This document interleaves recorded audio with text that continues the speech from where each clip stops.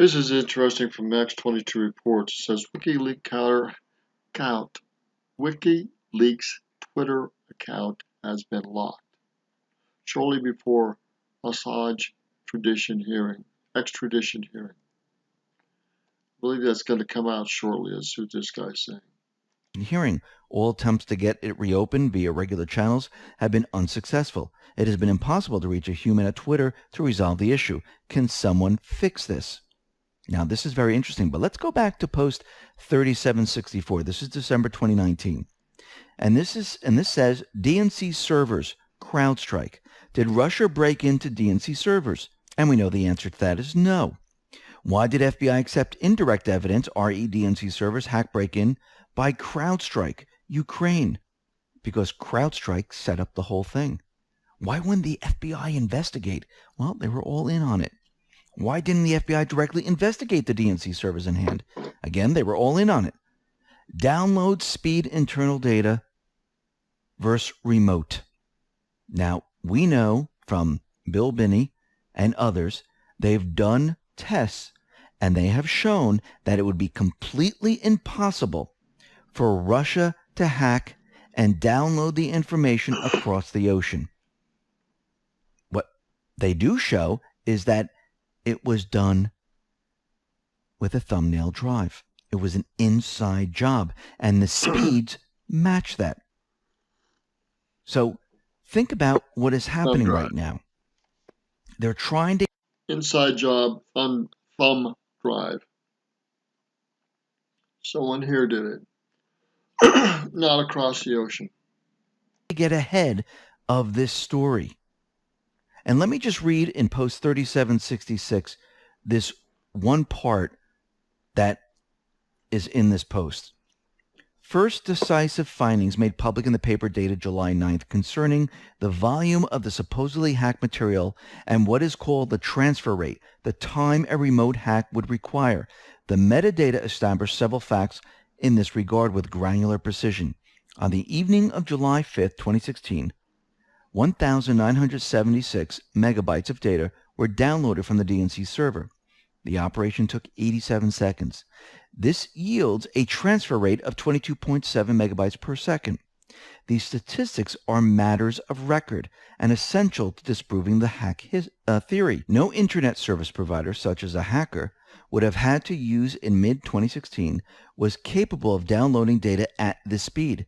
Compounding this contradiction, Guccifer claimed to have run his hack from Romania, which, for numerous reasons, technically called delivery overheads, would slow down the speed of a hack even further from maximum achievable speeds. So what Q is telling us is that it is impossible for this to go over the ocean at these speeds. It was an inside job. And if we go to post 1595, Q says, you may have the site, but we have the source. And remember, the CIA compromised the WikiLeaks sites, and it looks like Jack has compromised the Twitter account because we know what happens next. Remember, Assange is protected. He is the source. And they've been other reporters that interviewed Assange saying that, yeah, it wasn't Russia. He wasn't speaking to Russia. He was speaking to someone else, Seth Rich. And I do believe that is going to be coming out very, very soon. We need to watch the news for that. Now, very interestingly, we also have Eric Holder. He tweeted out, and he is panicking right now. To the men and women of the Department of Justice, FBI, do not resign. Stay strong in all your actions. Be true to the oath you have sworn. Who they swear this to, by the way? I'll get back to that. Report wrongdoing. The era of Trump and Barr will pass. Their slander, insults, and corrupt acts will end. We, the American people, respect and believe in you. Now, why is he... This is Eric Holder. What a snake. Telling them to stay in their positions because they need the blocks there. Remember, those individuals on the Roger Stone case, they decided to resign. Trump just removed the NSC staff. Gordon Sondland, boom, gone. Think about all the people that are fired, the people that resign, the people that quit. He's telling them, listen, if we lose any more blocks, we're done for here, people. And you swore an oath to us, not to the people of America. Yeah, so this is inside oaths, Obama oaths, corruption oaths. What a deal. To the deep state. And you better stay where you are. Now, remember, these are low-level individuals. Do you think they're really going to take all the heat? Or do you think when things start to heat up, you think they're going to jump ship? It's exactly what they're going to do. Because what else do we see happening here? We see U.S. Attorney John Durham. He is reviewing three important things in his investigation into the origins of the Russian investigation. This is coming from former Representative Trey Gowdy. He's looking at three things: the factual predicate for the Russia investigation. And he said, I'm not talking about the summer of 2016. I'm talking about the stuff that happened in late 2015 and early 2016. He said, remember, the Department of Justice and the FBI told Paul Ryan and Devin Nunes and myself repeatedly, exclusively, that nothing happened before June of 2016. No payments were made. Lie, lie, lie. No contact with Trump campaign. He added, referring back to his time as lead GOP investigator in Congress, I'm sure John Durham is looking to see whether or not that's true. And he's also looking at the FISA process and misrepresentation made to the FISA court.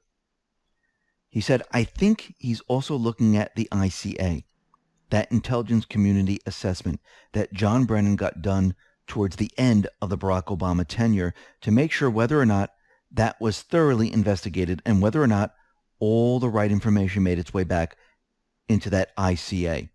If something did happen, then either the FBI misrepresented facts to us, or it wasn't the FBI, it was another agency that was doing it. Both of those are important to know, and John Durham is going to be able to answer those questions. And remember, the whole point of this is to backtrack all the way back to the beginning. How did this start? What was the plan? How did they pull it off? What documents did they sign? What did they do to spy, not just on Trump, on others? And now we are getting the first indicator that there were others that these people have spied on. Alan Dershowitz, during an interview, said George Soros told Obama to investigate someone. Now, Dershowitz said he would not identify who the target was. So Dershowitz said that, of all people, Soros told Obama to spy on someone. So here is Soros,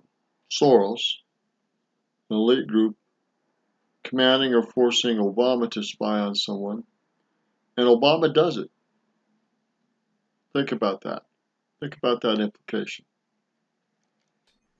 But I think we all might know who the target is. He did say that the name would soon emerge in a lawsuit that had yet to be filed. Very interesting.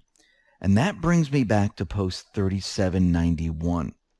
So we got to watch for a lawsuit that's coming and the name that's in that lawsuit.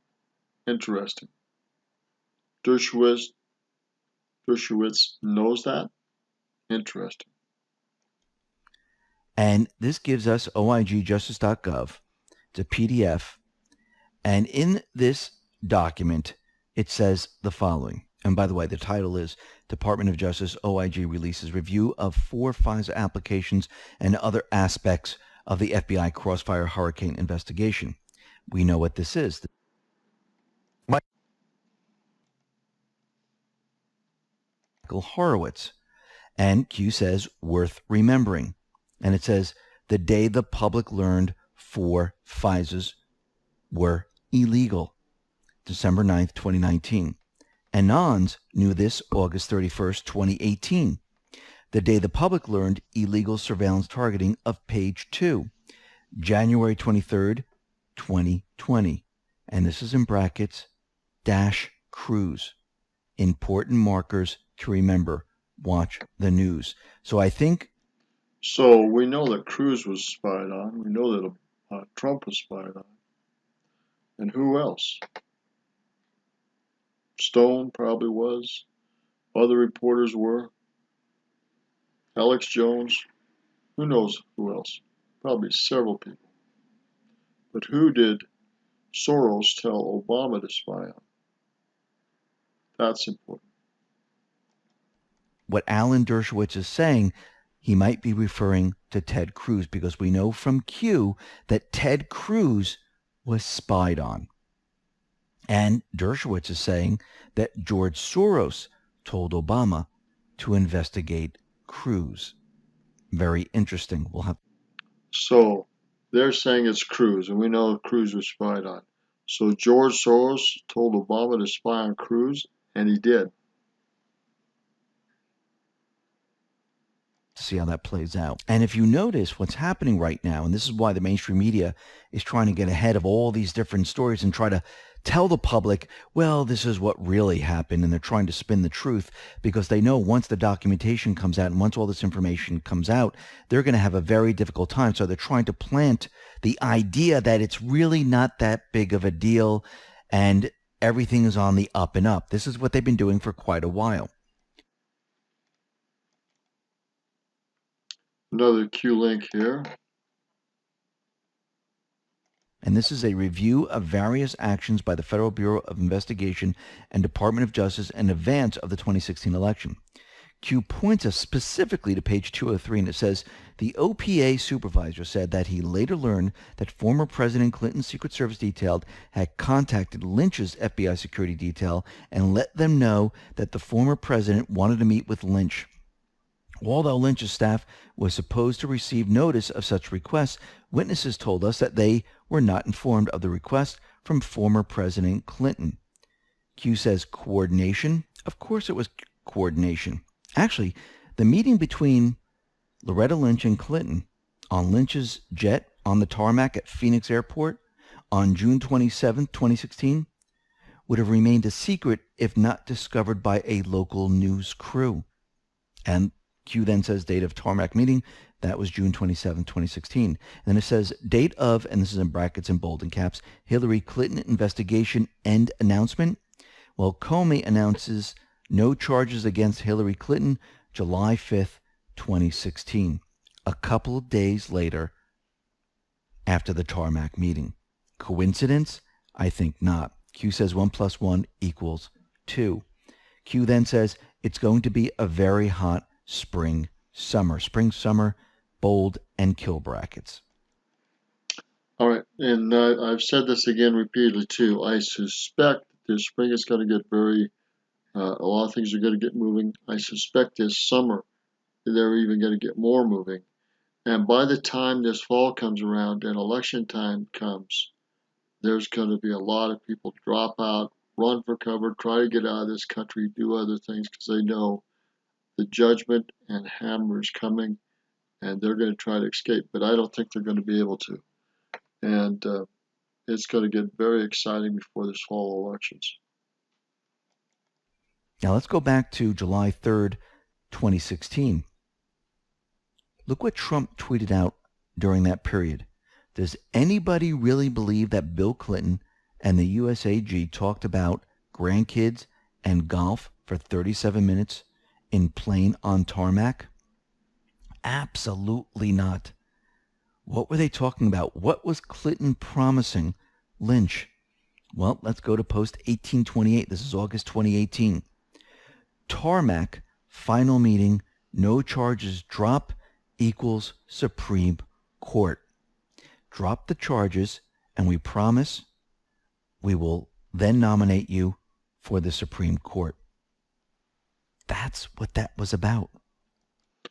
But Hillary did win. Trump won. So Loretta Lynch did not get a Supreme Court judge seat. Let's move on. This is such a biggest lie of crap there ever was. Obama didn't do anything for our recovery and growth, economic growth in this country. Just like Biden continually is out there saying, hey, our entire presidency, not one scandal. Now Obama's out there telling everyone that he's the one who allowed the economy to recover because of his stimulus and what he did. But is that true? Or is he covering for something else? Well, Miguel Fornia, he kind of laid out the whole thing. Now, in this Twitter thread, there's a lot of videos here, but I'm not going to go and play every single video. There's 12 videos here. If you want to see it, you can go to Miguel Fornia, to that Twitter feed, or you can come to the X22 Report Twitter feed. You can come to the x22report.com site. The Twitter feed will also be on there. But let me just start from the beginning. Remember, Obama just told us that he had the Recovery Act. Trillions of dollars. So this is what Miguel Fornia tweeted out. A historical look back. Where did almost $1 trillion of stimulus money go? The 2009 story of globalist American laundering scheme that ripped off you and me. Obama, Biden stimulus. Weeks before he was sworn in, the plan was in place. CBS News, December 22nd, 2018, talked about the stimulus plan. President-elect Obama in Hawaii. VP-elect Biden and advisors scheming. Interesting, in 2008, Dianne Feinstein selling the bullet train to Californians right before the stimulus passes. Remember, that train was never built. No coincidences.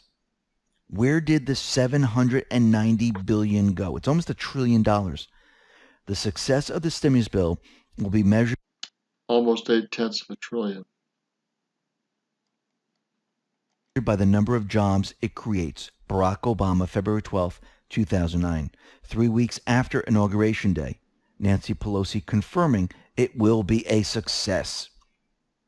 The stimulus will save and create up to 4 million jobs, Obama says. What does that even mean? Can you honestly say that every program in this plan is solely to stimulate the economy? Nancy Pelosi. Nancy Pelosi says, yes. How does the $335 million in STD prevention stimulate the economy? She said, I'm a big believer in prevention. Pelosi 2009 struggling to explain money she's stealing. Hussein giddy, his $780 billion stimulus passed, and promises unprecedented accountability, responsibility, and transparency on how the money will be spent. And of course, Bill Clinton supported the $780 billion stimulus package. He went on air and he worked extra hard to get his kickback. Follow the money. 2009, Joe Biden in charge of stimulus billions. Asked how the money's being spent, and Joe says there's a website and it'll be completely transparent. CBS plays clip of young blonde business owner with question.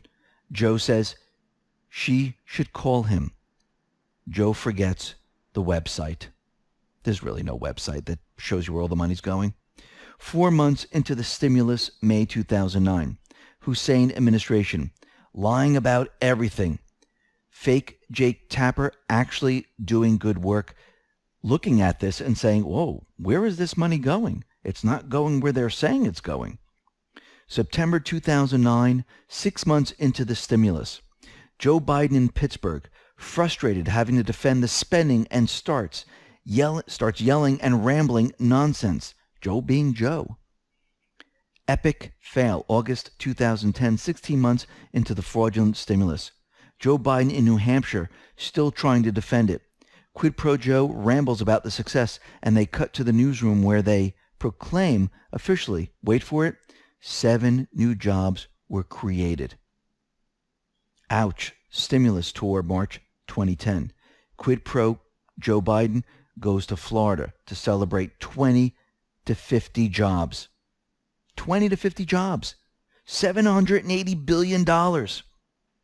Where is our money? What did stimulus fund? Solyndra goes bankrupt. Watch closely, because there's a news report showing that all these investments, they just disappeared. September 2011, 30 months, 1,100 workers laid off. 535 million lost to you and me. Scandal free. Yeah, scandal free. All these big companies go under. All this money's taken. Where did it go? Corruption, corruption, corruption. Hussein and quid pro Joe Biden in charge. Follow the money. None of what they've been telling us has been coming true. How bad was the stimulus? It was such a joke that SNL mocked Joe Biden. Joe Biden and Hussein allocating stimulus money to districts in Louisiana that don't exist. Representative Scalise calls the White House to investigate, and he explains the whole thing. How all this money is not going where everyone believes it's going. Hussein put Joe Biden in charge of the $787 billion stimulus. He was never held accountable. Kudos to David Gregory for grilling Quid Pro Joe, and you can watch this because Quid Pro Joe, he squirms during the interview. He doesn't know how to explain where all the money went. He got caught in lies. And it seems that David Gregory was calling him out on promises made, promises broken.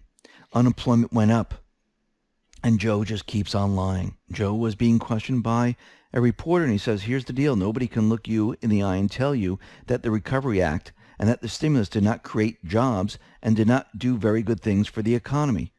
This is what he said. But what jobs?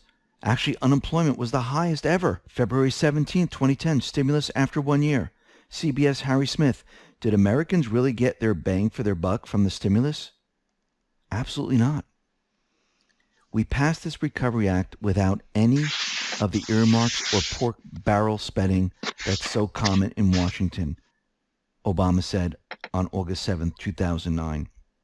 Hussein spent September 30, 2009 talking stimulus and reaffirming about...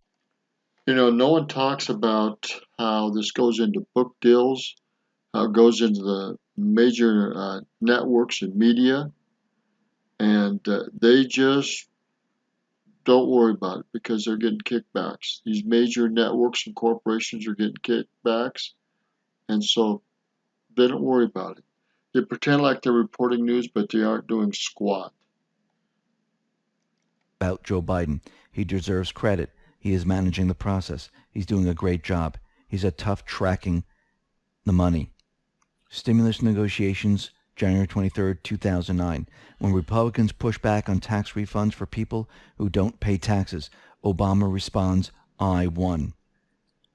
2 days before stimulus is passed, Nancy Pelosi and Katie Couric gush over Hussein. She tells America they'll create 3.5 million jobs in a transparent way for the world to see and with accountability to the public.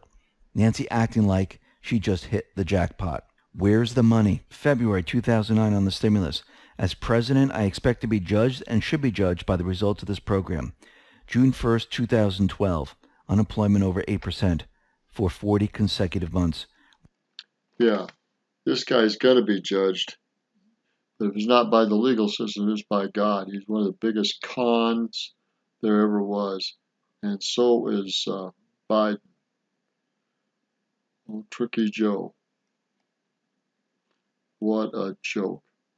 Anyhow, I'm ended here. It just makes me sick. These guys are nothing but con artists. Stuffing money in their own pockets, lying to the people, and using our tax money for their own personal gain. And so's the media. The media is complicit in it. And how many millions did the media get for not doing their job? What a joke.